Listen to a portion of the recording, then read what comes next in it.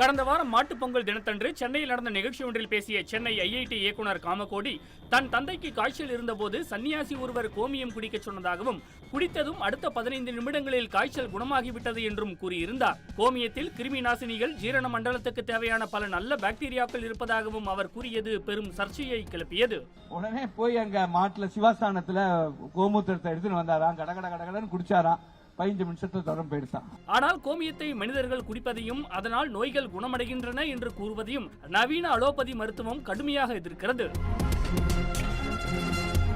இந்த நிலையில்தான் ஐஐடியின் இயக்குனர் காமகோடியின் இந்த கருத்து அறிவியலுக்கு புறம்பானது என்று பல்வேறு அரசியல் கட்சி தலைவர்கள் கடும் கண்டனம் தெரிவித்துள்ளனர். இதைத் தொடர்ந்து இது பற்றி மீண்டும் கேள்வி எழுப்பப்பட்ட போதும் கோமியம் குடித்தால் காய்ச்சல் வராது என்பது அமெரிக்க ஆராய்ச்சியில் நிரூபிக்கப்பட்டு இருப்பதாகவும் காமகோடி மீண்டும் திட்டவட்டமாக தெரிவித்துள்ளார். அமெரிக்கால பப்ளிஷ்டு நேச்சர் ஜேர்னல்ல அந்த 5 பேப்பரும் அனுப்புறேன். இப்போ வாட்ஸ்அப்பில் உங்களுக்கு லிங்க் அனுப்புறேன். ஒரு பேட்டன்ட்டும் யூஎஸ் பேட்டன்ட்டும் அனுப்புறேன்.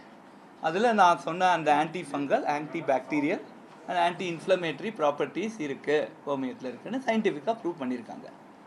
இதுதான் அன்னைக்கு சொன்னது. சென்னையைச் சேர்ந்த பொது மருத்துவம் மற்றும் தீவிர சிகிச்சை நிபுணர் டாக்டர் விஜய் சக்கரவர்த்தியிடம் பேசினோம். கோமியம் குடிச்ச அடுத்த 15 நிமிடங்கள்ல தன்னுடைய தந்தைக்கு ஃபீவர் சரியாயிடுச்சுன்னு சொல்லக்கூடிய இந்த ஸ்டேட்மெண்ட்டை எப்படி புரிஞ்சுக்கலாம்? ஒருத்தரோட அனுபவம் உலகத்தில் உள்ள எல்லாரையும் ட்ரீட்மெண்ட் பண்ற அளவுக்கு சரியா இருக்காது.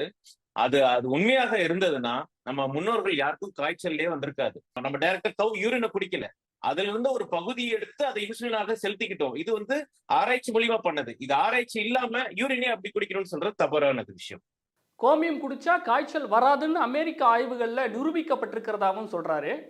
பல ஜேர்னல்ல இதுக்கு எதுவும் யூஸ்ஃபுல் கிடையாது, மாறாக தீங்கு விளைக்கக்கூடியதுன்னு நிறைய ஜேர்னல் சொல்லுது. ஒரு ஜேர்னல்ல ஒரு 10 பேரோ இல்ல 50 பேரோ 100 பேரோ வச்சு எழுதுறத வச்சு நம்ம ஒரு ஸ்டடின்னு சொல்லிட முடியாது. நான் ஏற்கனவே சொன்னேன், RCT ரேண்டமைஸ் கண்ட்ரோல் ட்ரையல்ல பல ஆயிரம் பேஷண்ட்டுக்கு யூஸ் பண்ண மருந்தை வச்சு மட்டும்தான் அவங்களுக்கு குணப்படுத்த முடியுதுன்னா நம்ம குணப்படுத்த முடியும்னு சொல்லணும். கோமியம் ஒரு கிருமி நாசினி, ஜீரண மண்டலத்துக்கு தேவையான பல நல்ல பாக்டீரியாக்கள் இருப்பதாகவும் சொல்றாரு. அதுல நல்ல பாக்டீரியாக்கள் இருக்குது. நம்ம குடிக்கிற கேர்ட்ல கூட தான் நல்ல பாக்டீரியாக்கள் இருக்குது. இந்த மாதிரி ப்ரோபயோட்டிக்ஸ் சொல்றேன், நிறைய இதெல்லாமே நல்ல பாக்டீரியாங்கிறது ப்ரோபயோட்டிக்ஸ் அப்படின்னு நம்ம சொல்லுவோம்.